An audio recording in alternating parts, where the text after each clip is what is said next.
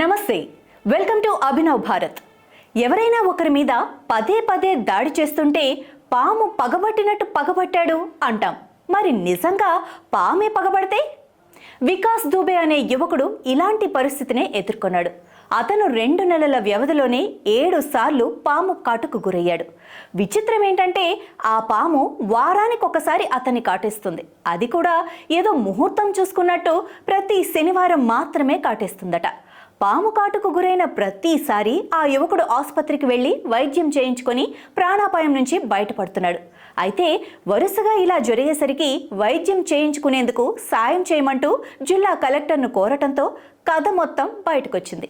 దీనిపై స్పందించిన అధికారులు ప్రభుత్వ ఆసుపత్రిలో ఉచితంగా పాము కాటుకు విరుగుడు మందు ఇస్తారని ఆ యువకుడికి చెప్పడంతో పాటు ప్రతి శనివారం పాము కాటు విషయమై విచారణ చేయాల్సిందిగా 3 వైద్యుల బృందాన్ని నియమించారు.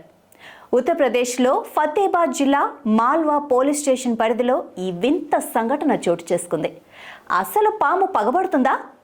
ఒకవేళ పగబడితే దానికి శనివారం ఉంటుందా అన్న విషయాలు తేలాలి అంటే విచారణ పూర్తయ్యే వరకు ఆగాల్సిందే.